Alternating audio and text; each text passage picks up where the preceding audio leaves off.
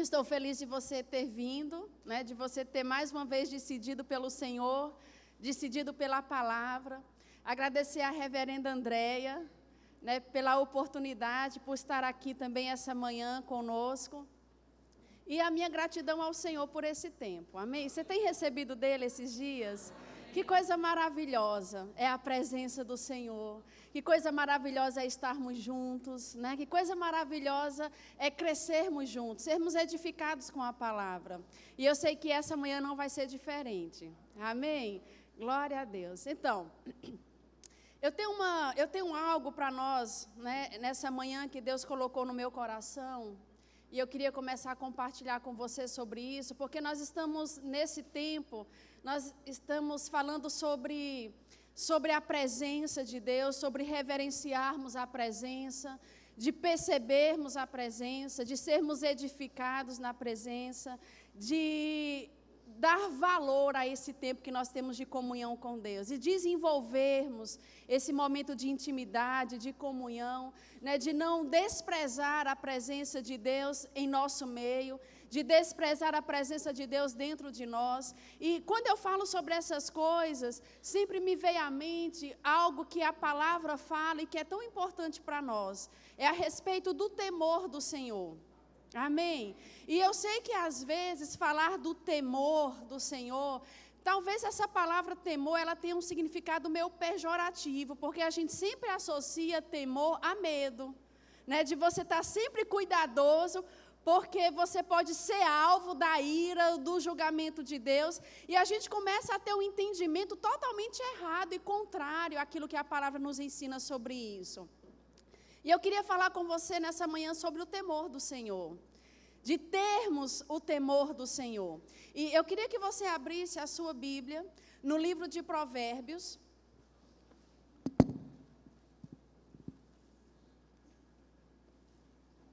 A Bíblia diz que o temor do Senhor é o princípio da sabedoria.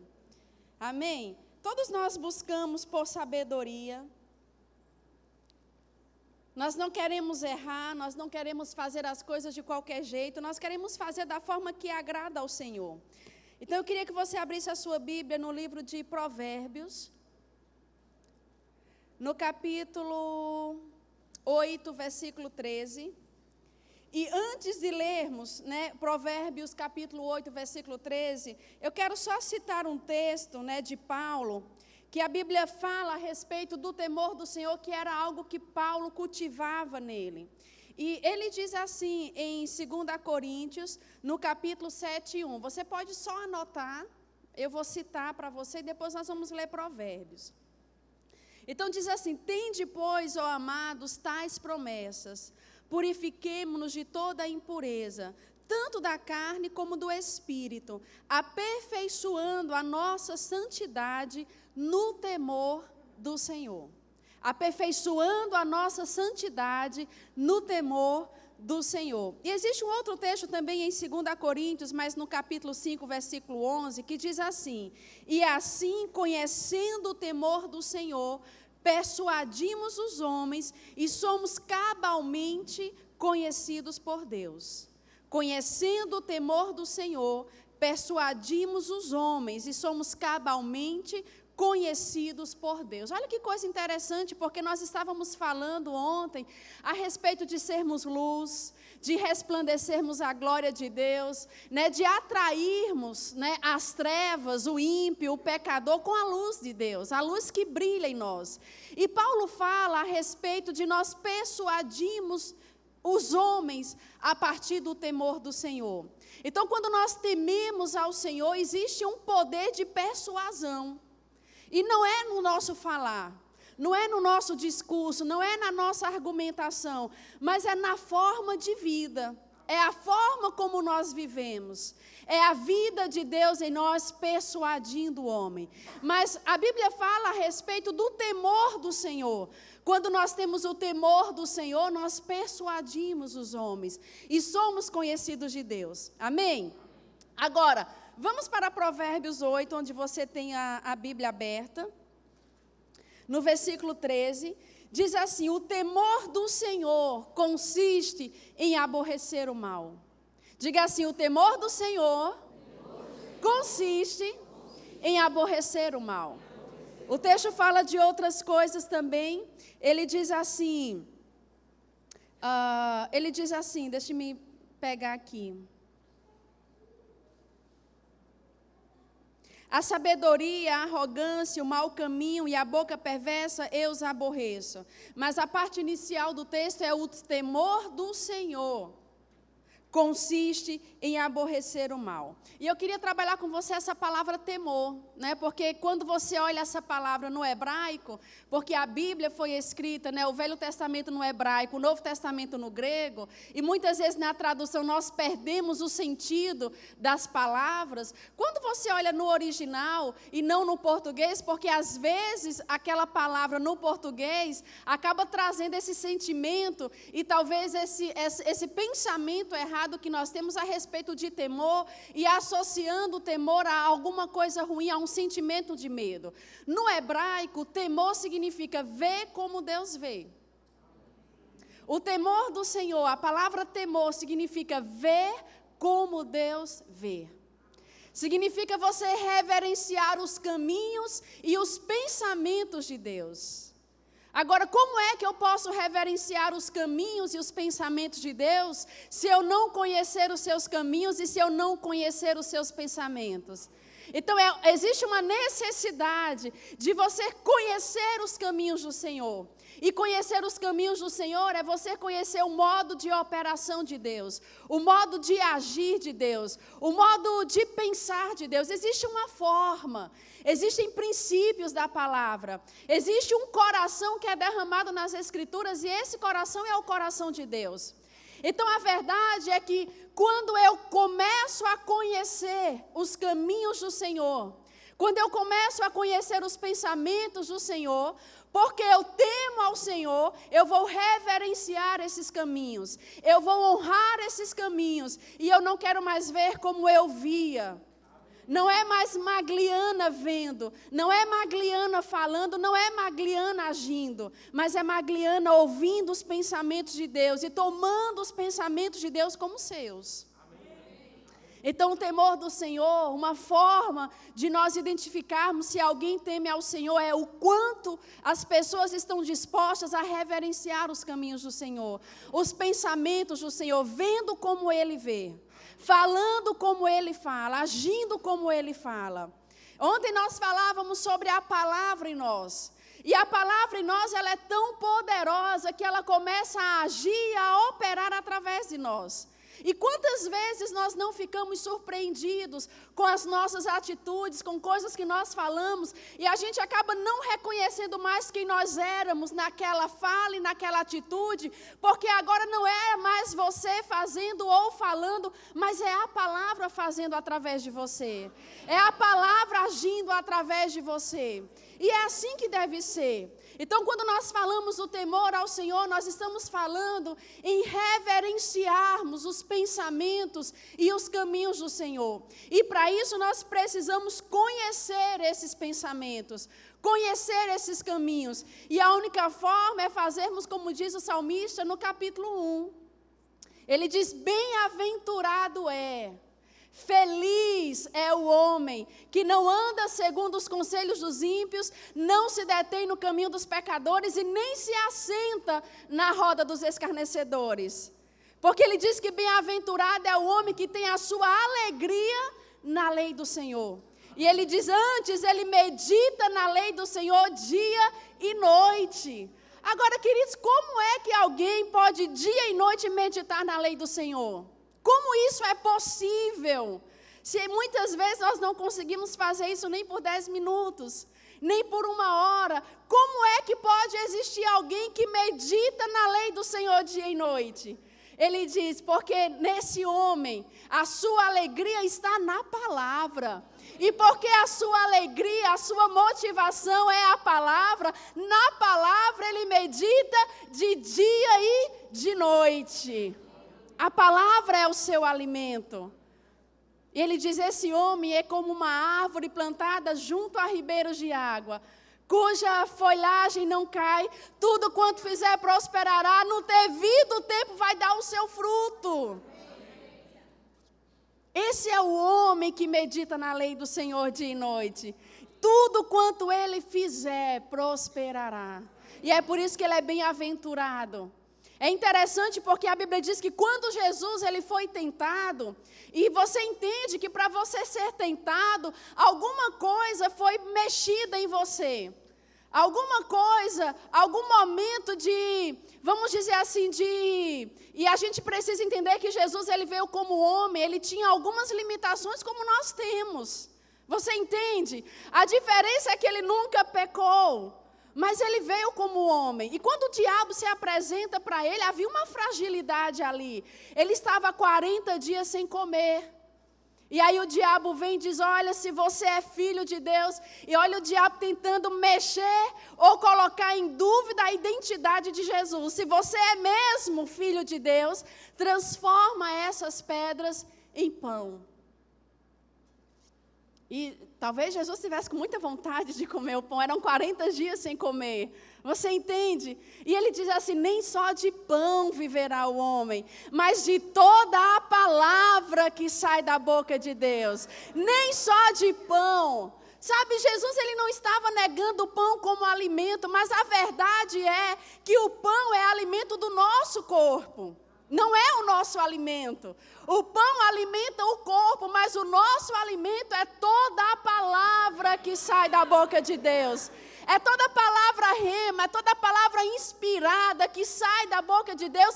Esse é o nosso alimento. E, queridos, quanta alegria não existe em sairmos para sentar, para comermos juntos. Existe alegria no comer. E porque existe alegria no comer, tudo que nós fazemos é, vamos na pizzaria, vamos numa lanchonete, todo encontro de crente é em algum lugar para comer. Existe alegria no comer. Não é verdade? E é por isso que a gente tem que ir para a academia também. Porque diz que a alegria de crente é comer. Mas que bom que a alegria está no comer. Porque o homem do Salmo 1, ele entende tanto que a palavra é o seu alimento, que a sua alegria está na palavra. E porque a sua alegria está na palavra, ele medita nela dia e noite, dia e noite, dia e noite, noite e dia. Jesus, ele se revestiu da palavra. Ele se alimentou da palavra, ele meditou na palavra. E eu quero trazer um exemplo apenas de como o temor do Senhor pode funcionar na nossa vida. Como é que nós tememos ao Senhor? Quais são as situações? Eu vou te trazer apenas uma situação de tantas outras que nós vivemos. Abra a sua Bíblia. Em João 8, no versículo 1 ao versículo 11. Nós vamos ver aqui uma passagem muito conhecida. Né? Todos nós já estudamos sobre isso, já lemos sobre isso. Eu quero te trazer uma única situação. Para você ver como é que o temor do Senhor pode operar na nossa vida. João 8, capítulo 1, versículo 1.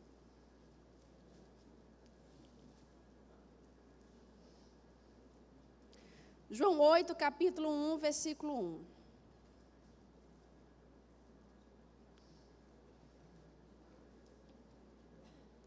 Você já chegou lá? Amém. Glória a Deus, eu estou chegando.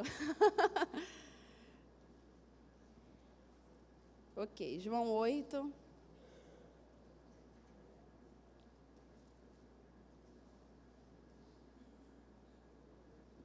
Olha só, nós temos aqui aquela passagem, né, da mulher adúltera. Quantos de nós, né, já não lemos sobre isso? Mas a Bíblia diz assim, Jesus, entretanto, foi para o Monte das Oliveiras. De madrugada, voltou novamente para o templo e todo o povo ia ter com ele. E assentados ensinava. Os escribas e fariseus trouxeram à sua presença uma mulher surpreendida em adultério. E fazendo-a ficar de pé no meio de todos, disseram a Jesus, mestre, esta mulher foi apanhada em flagrante adultério. E na lei nos mandou Moisés que tais mulheres sejam apedrejadas. Tu, pois, que dizes? Olha, fariseus e escribas. E olha como eles, aparentemente, eles reverenciavam e eles honravam a lei de Moisés. Porque diante de uma situação como aquela, eles trazem aquela mulher adúltera e ele pergunta, a lei de Moisés diz isso. Mas o que tu dizes a esse respeito? Agora, vamos pensar um pouco, o que diz a lei de Moisés sobre isso. E a gente vai ver que a atitude dos fariseus e dos escribas, de fato, não demonstrava apego à lei, não demonstrava amor à lei. A questão não era cumprir o que a lei de Moisés dizia. Porque, na verdade, queridos, a lei de Moisés dizia que o adúltero e a adúltera que fossem pegos em flagrante, os dois deveriam ser sentenciados à morte. Agora, não pense que a sentença de morte revela o caráter de Deus. Não, a sentença de morte não revela o caráter de Deus. A sentença de morte revela o coração do homem. A sentença de morte, ela foi estabelecida para frear o pecado no meio do povo. O coração do povo estava tão endurecido que se eles não tivessem que pagar com a própria vida o que eles faziam, não se sabe o que eles eram capazes de fazer. Então, era uma forma de frear o pecado no meio do povo. Não eram nascidos de novo, eles não dominavam o pecado, ao contrário, o pecado dominavam eles. Então, com a sentença de morte, vendo a sua própria vida em risco, talvez aquilo freasse o pecado. E a gente vai ver que a sentença de morte, ela foi dada tanto no que diz respeito a adultério, mostrando a seriedade de Deus com relação ao casamento, como ela também foi dada com relação ao homicídio, revelando o amor de Deus e o zelo de Deus pela vida. Agora, enquanto essas coisas revelam o zelo de Deus pela vida, revelam o cuidado de Deus com a família, isso demonstra a condição de pecado do povo. Então, havia a lei que dizia que um homem não deveria se deitar com a mulher do seu pai, não deveria se deitar com a mulher do seu irmão, não deveria se deitar com a sua irmã, com a sua tia, com a sua nora. E se havia uma lei para frear essas coisas, é porque essas coisas eram possíveis de acontecer. E a lei dizia, então, que o adúltero e a adúltera deveriam ser trazidos, mas eles só trouxeram a mulher. Então, não havia zelo pela lei. Havia uma forma de tentar encontrar em Jesus alguma coisa que pudesse ser utilizado como acusação contra ele. Porque se Jesus dissesse algo diferente da lei, ele não respeitava a lei. Você entende? E se ao mesmo tempo Jesus ele cumprisse a lei da forma como eles talvez esperassem que Jesus fizesse, onde a bondade de Deus ia ser revelada ali? E a Bíblia diz que diante dessa situação, no versículo 6, diz assim, isto diziam eles tentando, para terem de que o acusar. Mas Jesus, inclinando, escrevia na terra com o dedo. Como insistissem na pergunta, Jesus se levantou e lhes disse, aquele dentre vós estiver sem pecado, diga sem pecado. Aquele que dentre vós estiver sem pecado, que lhe atire a primeira pedra. E tornando a inclinar-se, continuou a escrever no chão. Mas, ouvindo eles esta resposta, e acusados pela própria consciência, foram se retirando um por um, a começar pelos mais velhos até os últimos, ficando só Jesus e a mulher no meio onde estava. Erguendo-se Jesus e não vendo a ninguém mais, além da mulher, perguntou-lhe, mulher, onde estão aqueles teus acusadores? Ninguém te condenou? Respondeu ela, ninguém, Senhor. Então lhe disse, nem eu tampouco te condeno. Vai e não peques mais. Agora, deixa eu te falar uma coisa. A Bíblia mostra que havia uma condição que Jesus havia mostrado, que daria para você essa possibilidade de atirar a primeira pedra, que era o estar sem pecado. O estar sem pecado seria uma condição. Agora, o que a Bíblia diz é que todos eles foram acusados pela própria consciência, de modo que todos eles foram embora. E ficou apenas quem? Jesus. O único que estava sem pecado. E o único que estava sem pecado, ele se recusou a julgar aquela mulher. Agora, por que ele se recusou a julgar aquela mulher? Aí a gente vai para um outro texto. Vamos abrir a nossa Bíblia. No versículo... Deixa eu só localizar aqui.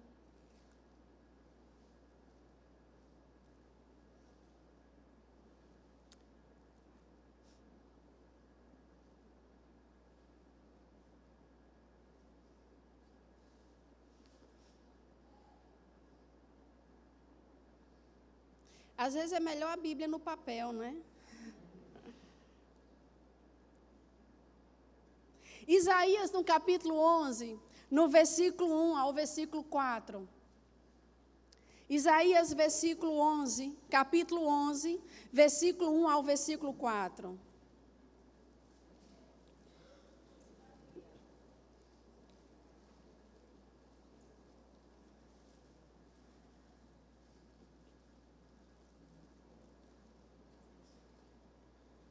Todos estão lá?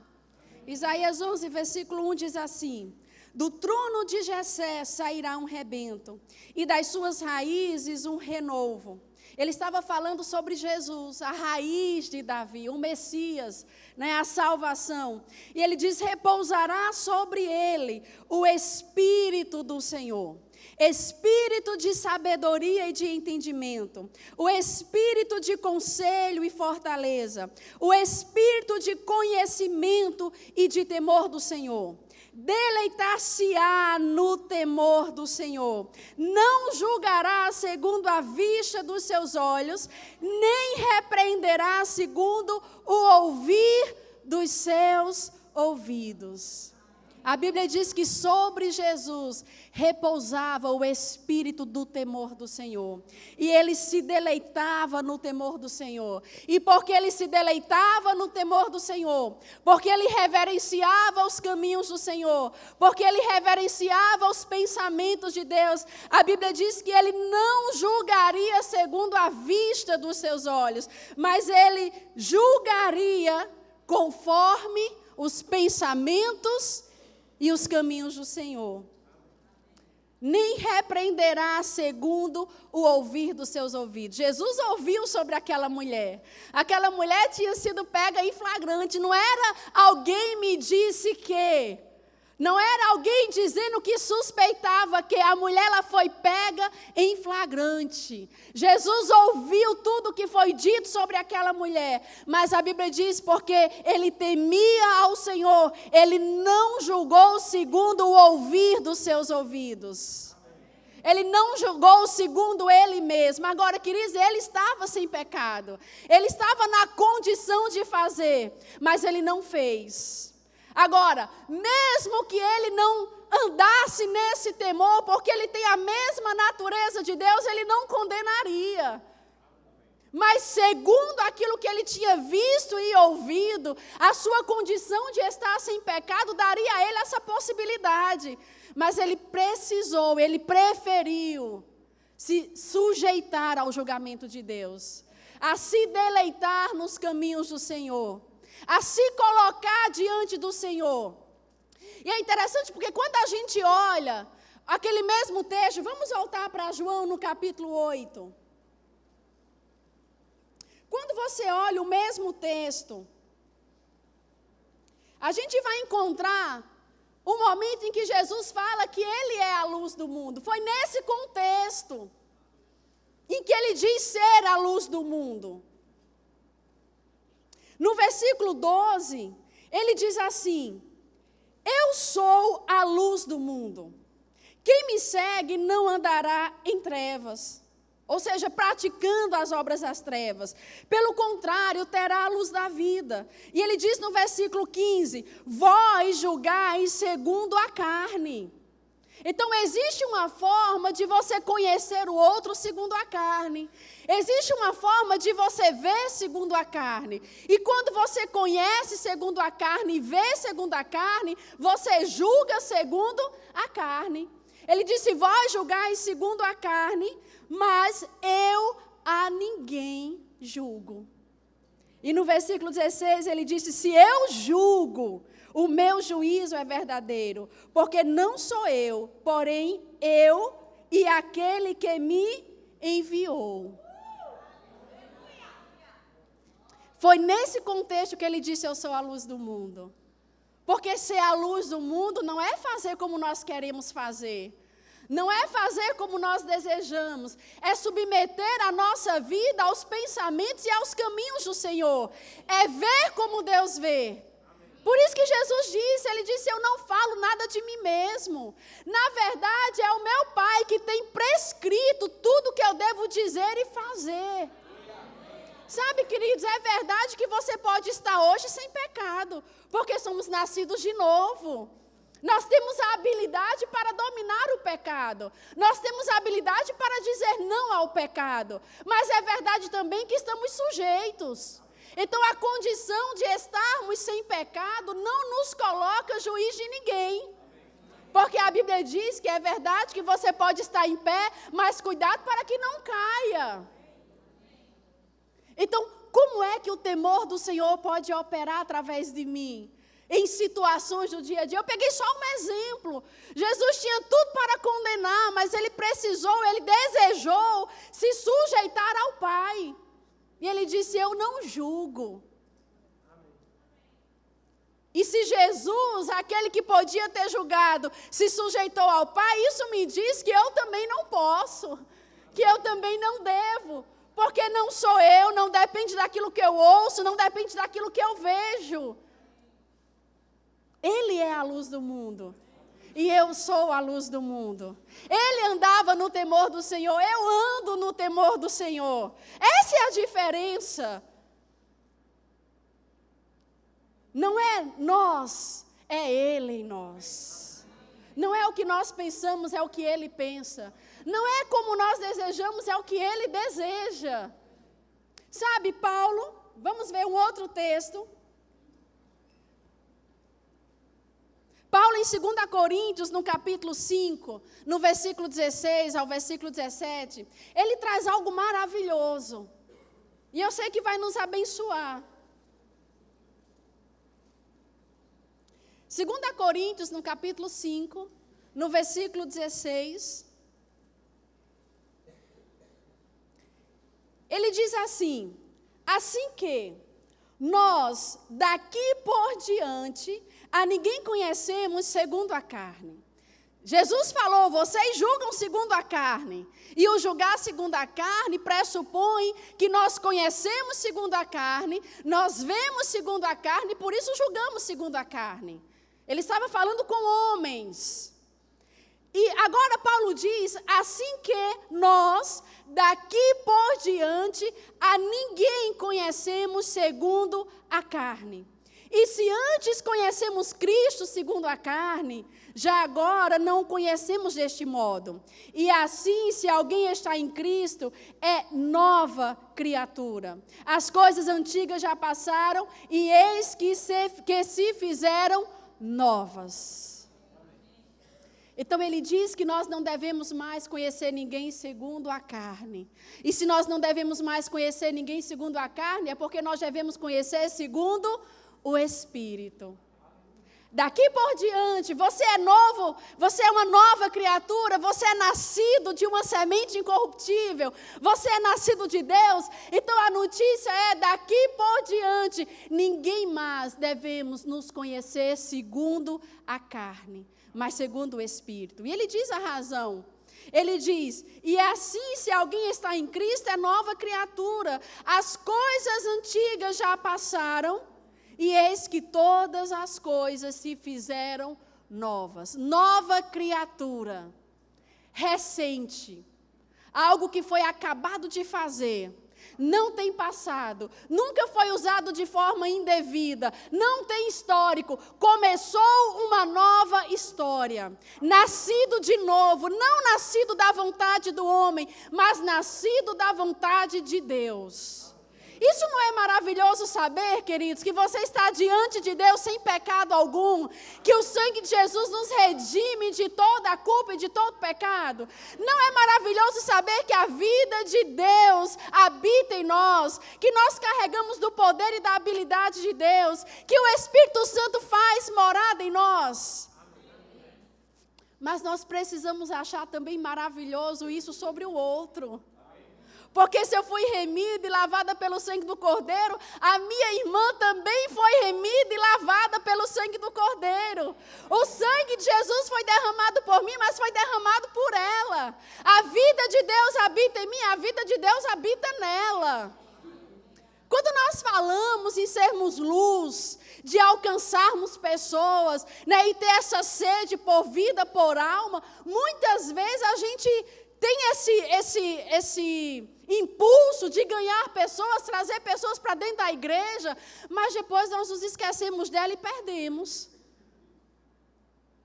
Porque a sede por vidas não é só quando elas entram aqui. Essa sede, ela permanece, porque a Bíblia diz que Ele nos constituiu como um corpo.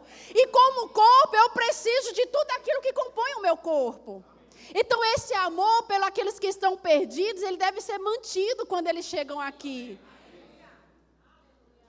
Então, todas as pessoas que nascem de novo, elas são nova criatura. Agora, queridos, a obra que Deus fez em nós foi por dentro. A nossa mente precisa ser renovada. Porque quando nós conhecemos alguém segundo a carne, você sempre vai ver ainda as obras da carne naquela pessoa. Porque existe um processo. Estamos sendo aperfeiçoados. Estamos sendo melhorados. A palavra, ela vem para o nosso ensino, para a nossa correção, para a nossa repreensão, para nos educarmos na justiça. Ninguém aqui alcançou a perfeição. Ninguém aqui, queridos, está isento da possibilidade de um erro, de um pecado. Paulo disse, eu não alcancei a perfeição. Agora, uma coisa eu faço, me esquecendo das coisas que para trás ficaram, eu avanço para o alvo, para aquelas coisas que estão adiante de mim. Então, Paulo sabia das suas limitações. Agora, ele não se deixava vencer por essas limitações. Ele errava, mas ele se levantava e ele seguia para o alvo. Ele diz, nós devemos correr com perseverança a nossa carreira. Olhando para quem? Para o pastor? Não. Olhando para a liderança? Não. Olhando firmemente para o autor e consumador da nossa fé. Agora, quando nós conhecemos segundo a carne, nós vamos olhar para o nosso irmão e nós vamos ver as obras da carne que ainda opera nele. Porque ele não está perfeito. Existem coisas que Deus está trabalhando nele. Existem coisas que Deus está aperfeiçoando nele. A sua mente está sendo renovada. O seu corpo está sendo trazido como sacrifício vivo, santo e agradável ao Senhor. Agora, queridos, quando eu começo a julgar e olhar o meu irmão segundo a carne, sem permitir que o temor do Senhor opere, o que é que eu vou ver nele? Eu vou ver os erros. Eu vou ver as atitudes erradas. Eu vou ver que o irmão mentiu. Como pode, pastor? Ele é crente. Nascido de novo, foi pego numa mentira. Só pode não ser crente. É assim que nós julgamos. Mas sabe o que Deus está vendo? Olha só, era 1000 mentiras por dia, agora é uma por dia. Ele está vencendo, ele está crescendo. A gente vê o erro, Deus vê o crescimento. A nossa vida, o nosso comportamento, a nossa mente, ela tem sido aperfeiçoada e salva todos os dias. Todos os dias nós precisamos melhorar. Quando nós olhamos uns aos outros, queridos, segundo a carne, é difícil amar. Porque a gente sempre vai ver o erro. E como pode um crente fazer isso? E como é que pode um crente ter tirado algo de alguém? O que Deus vê é de onde eu tirei? Como é que ele estava? E como é que ele está agora? Deus vê o crescimento, Deus vê a história, a gente vê só aquilo que os nossos olhos permitem, a gente vê o hoje e o agora. O irmão mentiu. Pronto, pastor. Não merece mais estar aqui. Mande embora. Por que ele está naquela condição? Por que ele está naquela posição?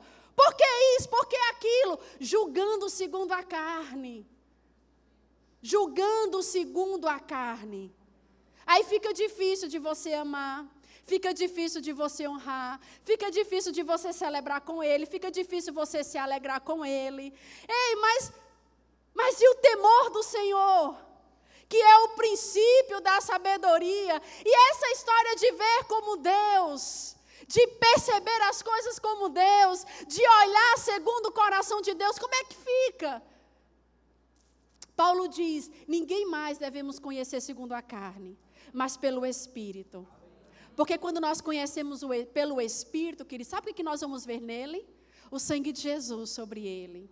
Remindo e lavando ele de todas as coisas. A gente vai ver a vida de Deus nele. Nós vamos ver o chamado de Deus. Nós vamos ver o dom de Deus operando nele. Nós vamos entender que ele faz parte do corpo e que ele é importante para o corpo. E porque nós vamos ver a vida de Deus nele, nós vamos celebrar com ele. Nós vamos nos alegrar. Fica fácil amar. Fica fácil você se alegrar com cada vitória dele. Porque conhecemos segundo o Espírito. E vemos nele aquilo que a gente quer que as outras pessoas vejam na gente. Cris, você sabe o esforço que você tem feito para ser melhor a cada dia. O nosso corpo, ele é trazido como um sacrifício. A gente precisa dominar. Fazer o que ele não quer. Talvez você tenha que ter trazido o seu corpo em sacrifício essa manhã, depois de um dia inteiro aqui. E você se esforçou para vir. Você está trazendo o seu corpo em sacrifício. É um sacrifício vivo, santo e agradável ao Senhor. Nós estamos melhorando a cada dia, nós estamos vencendo cada dia. E a gente sabe o esforço que nós temos feito, mas os outros não veem. E elas acabam nos julgando por aquilo que os olhos permitem. Mas Jesus não fez assim. É interessante porque a Bíblia diz que Caim matou Abel. E quando Deus olha para Caim, eram irmãos. Ele diz, olha, cadê o teu irmão? E aí Caim diz assim, por um acaso sou eu tutor do meu irmão? Olha que rapaz atrevido. Né? Olha só. Que rapaz atrevido. Por acaso sou eu tutor do meu irmão? Deixa eu te dizer uma coisa, queridos. Nós somos tutores uns dos outros. Somos tutores. Devemos guardar a vida uns dos outros. Devemos amar uns aos outros. Devemos ter cuidado, zelo pela vida uns dos outros. A vitória do meu irmão deve ser a minha vitória. O crescimento dele deve ser o meu crescimento. Eu devo ser participante do crescimento do meu irmão. Eu devo ser participante da promoção do meu irmão. Eu devo me alegrar com ele. Somos tutores uns dos outros. Deus não nos constituiu vigias uns dos outros. Não é a minha função vigiar a sua vida. E não é a sua função vigiar a minha vida. Deus não nos constituiu juízes de ninguém. Então não cabe a mim julgar e sentenciar ninguém. Também não cabe a você julgar e sentenciar ninguém. Nós não somos acusadores uns dos outros. O diabo é o nosso acusador. A Bíblia diz, olha que sujeito. A Bíblia diz que ele é o acusador do nosso irmão. E ele o acusa de dia e de noite.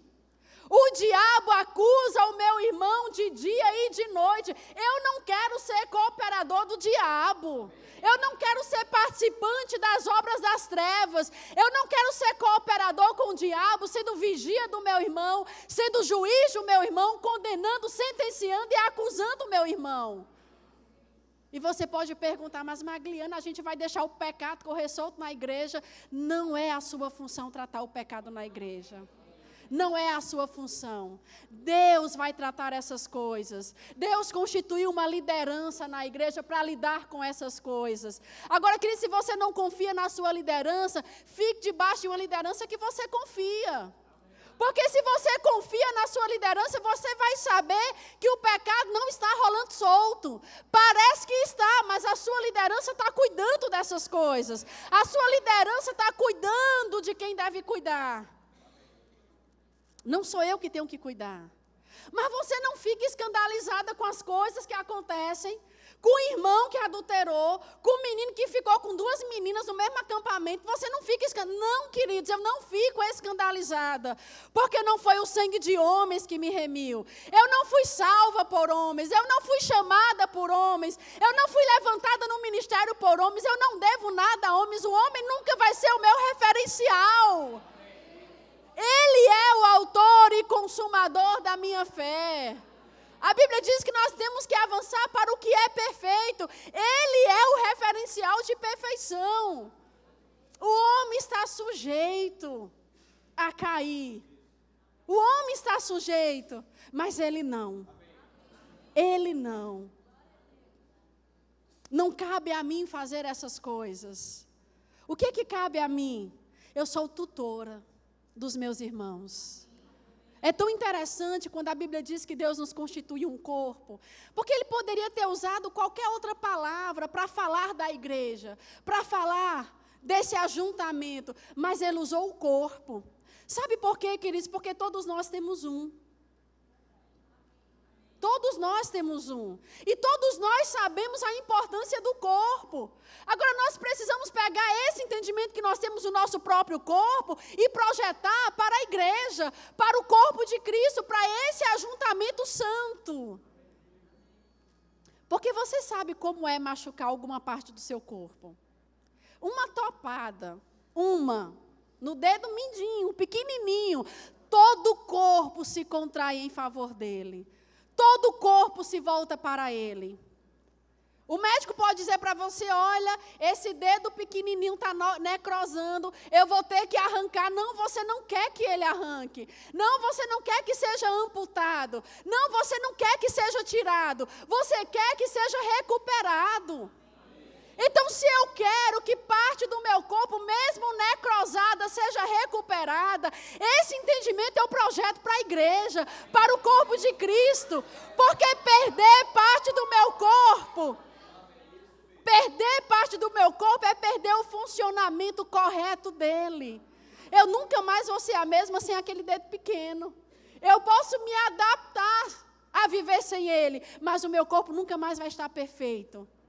Nunca mais vai poder funcionar da mesma forma. Nós olhamos para o nosso corpo e nós queremos a recuperação dele. Todo o nosso corpo se move em função de um único membro, porque nós não queremos perder. Nós nos moldamos ao nosso corpo para proteger o nosso corpo. Não é isso que acontece? Somos um corpo. Somos cuidadores uns dos outros, tutores uns dos outros, amamos uns aos outros. Porque, queridos, cada um de nós, carregamos um suprimento para o corpo. Existe algo de Deus em você que supre a minha necessidade. Existe algo no corpo de Cristo que vai suprir a minha necessidade. Existe algo na vida do irmão que está do seu lado que supre uma necessidade sua. E se nós temos esse entendimento de corpo, queridos, nós nunca mais vamos ver os nossos irmãos da mesma forma. Nunca mais nós vamos ver da mesma forma. Existe um cuidado de Deus operando através de nós. Eu falei ontem que a nossa luz precisa brilhar lá fora, para que as pessoas vejam. E não é o que você diz, não é o que você prega, porque muitas vezes a sua vida acaba desacreditando ou tirando o crédito daquilo que você fala. Porque a vida, ela fala muito mais do que aquilo que você pode dizer. Agora, uma vez que você é luz, uma vez que você deixa que a vida de Deus opere em você, atraindo pessoas para Deus, você precisa ter amor para manter essas pessoas. A Bíblia diz que somos nós que trazemos o crescimento para o próprio corpo. E eu quero te mostrar isso na palavra. Porque às vezes a gente pensa que tudo é Deus. É tudo Deus que vai fazer. Não, o corpo é de Cristo, é Deus que vai fazer o crescimento e trazer o crescimento do corpo. Mas olha o que diz a palavra. Eu acho que é em Efésios.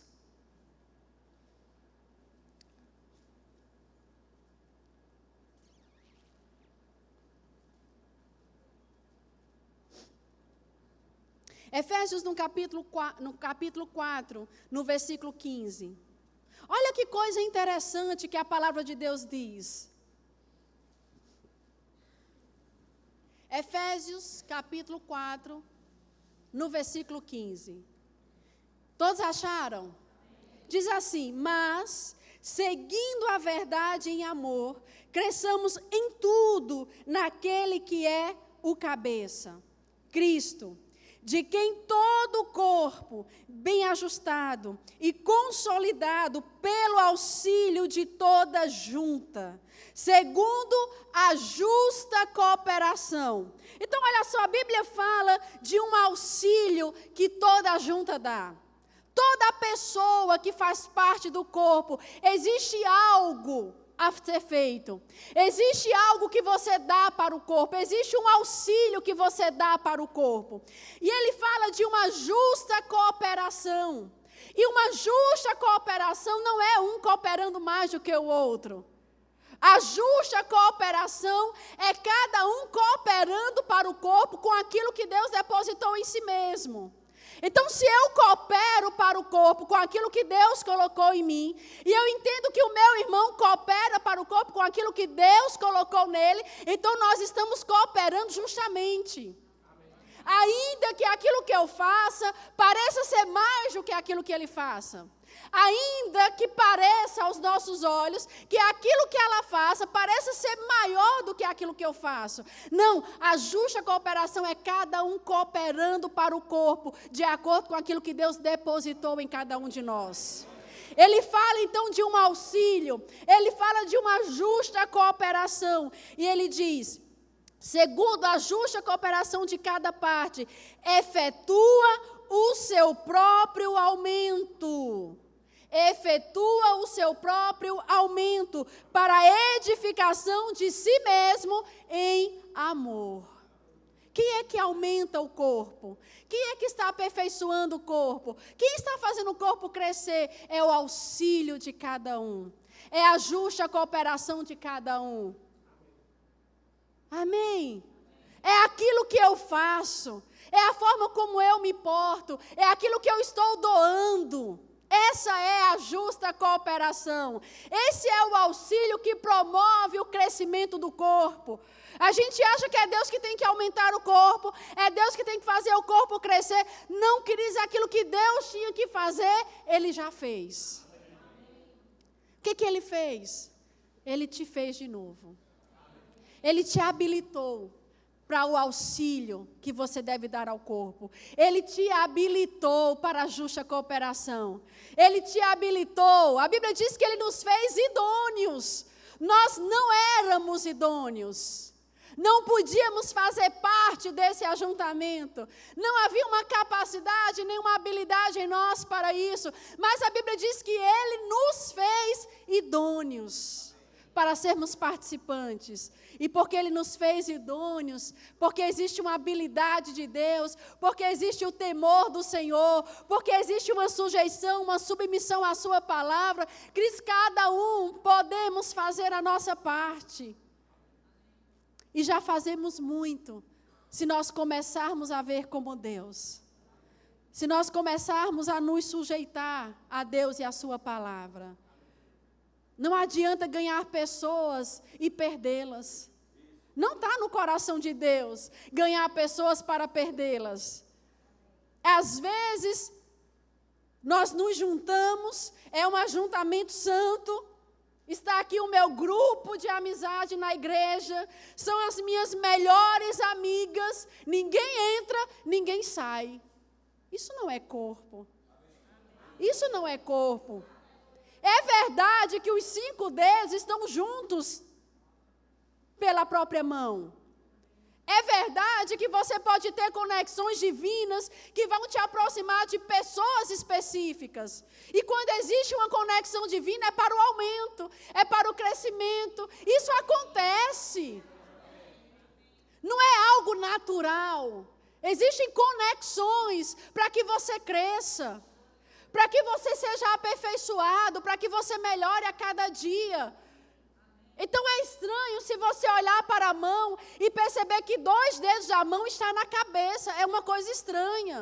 Então existem conexões que são divinas, mas essas conexões que são divinas, elas não podem ser pretextos para panelinhas, para amizades que ninguém entra, ninguém sai. Porque quando você se fecha em si mesmo, quando você se fecha no grupo, você deixa de contribuir para o aumento do corpo. Você deixa de dar para o corpo aquilo que Deus te chamou para dar para o corpo. Então eu não posso estar fechada em mim mesmo. Eu não posso estar fechada no meu grupo de amizade. Não, eu posso ter conexões divinas, mas eu preciso dar para o corpo aquilo que é devido ao corpo. Existem coisas em mim que foram depositadas para o crescimento do corpo, para o aperfeiçoamento do corpo. E me negar a fazer essas coisas é negar o chamado de Deus na minha vida. Agora a gente acha que chamado só tem aquele que prega, o pastor da igreja, a esposa do pastor, a liderança. Não, queridos, todos nós somos chamados para sermos participantes do corpo. Todos nós somos chamados para a justa cooperação. Todos nós somos chamados para abençoar o corpo. Então, se eu me fecho em mim mesma, se eu me fecho no meu grupo de amizade, as almas que a gente tanto tem sede por elas chegam aqui e elas vão embora, porque elas não encontram lugar. Porque elas não são abraçadas. Porque no meu grupo de amizade ninguém entra mais, já está lotado, fechado. Ninguém entra, ninguém sai. É um código de segurança. Para entrar tem que dizer a palavra-chave. E as pessoas chegam e saem. As pessoas chegam e saem. Isso não é ganhar vida. Isso não revela o temor do Senhor. Isso não revela o coração de Deus. Se nós não podemos amar uns aos outros, se nós não podemos manter uma relação de aliança uns com os outros, por que a gente vai querer encher esse lugar de mais pessoas? Para que a gente vai encher esse lugar de pessoas? Qual é a razão disso? Ter um culto cheio, uma igreja cheia? Eu tenho uma aliança com Deus. Agora, queridos, o fato de você ter uma aliança com Deus, isso te coloca por tabela em aliança com o teu irmão. Você pode nem saber o nome dela. Você pode nem saber o nome dele, mas você tem uma aliança. Você não precisa saber do nome para ajudar. Você não precisa saber da vida, da história para poder orar. Não somos tutores. Nós guardamos a vida uns dos outros. Nós amamos uns aos outros. Mas, Magliana, tem pessoas que é difícil na igreja da gente amar. Pense num castigo. Pense numa dificuldade. Sabe aquela pedra de tropeço? O amor de Deus foi derramado. Derramado. Numa quantidade que você não pode conter em você mesmo. Você não tem capacidade de reter esse amor em você mesmo. Ele foi derramado para se espalhar. Ele foi derramado para que você toque pessoas, ainda que você não tenha a decisão de tocar. Então nós não temos desculpa. Porque queres amar pessoas que são fáceis, o ímpio, a Bíblia diz que eles fazem isso. É fácil amar quem é amável. Ou não é? Uma pessoa que é amável, pronto, você ama de graça. Você bate os olhos, pronto, já amou. Mas isso acontece com o ímpio. Qualquer um é capaz de amar quem é amável. Agora, o que nos diferencia do ímpio? É o amor de Deus. E o amor de Deus, queridos, não tem a ver com sentimento, não tem a ver com julgamento, não tem a ver com a índole, não tem a ver com nada dessas coisas. É uma decisão. Eu decido dar ao corpo aquilo que é devido ao corpo. É uma decisão andar em amor com meu irmão. Então, se é possível em Deus amar aquelas pessoas que não são amáveis, Então eu não tenho desculpa. Eu posso amar quem é amável e eu posso amar ainda mais aquele que não é amável. E quando você começa a amar aquele que não é amável, aquele que não é amável se torna amável. Se torna amável.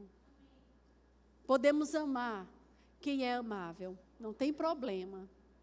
A gente nem decide, a gente já bate o olho e já ama.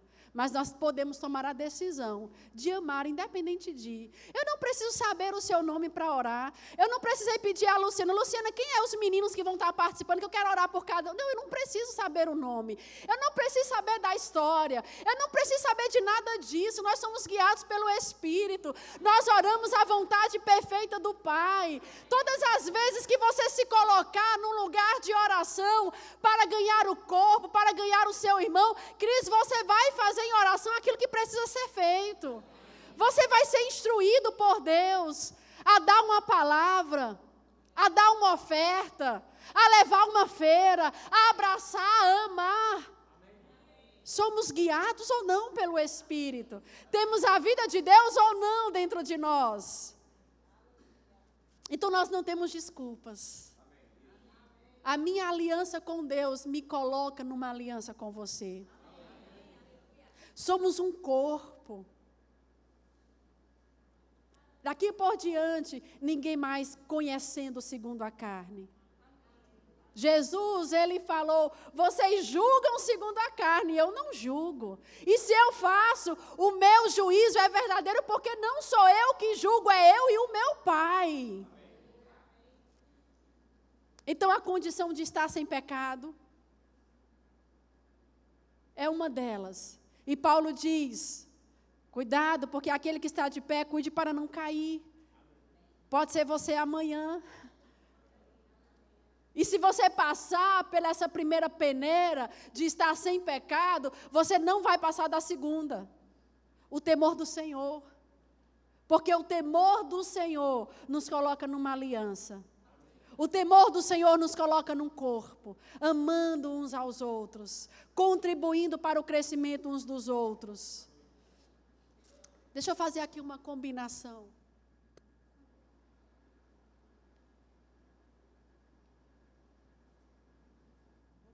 Então, eu estava aqui vendo com ele o horário, porque eu acabei começando a ministrar e não vendo o horário.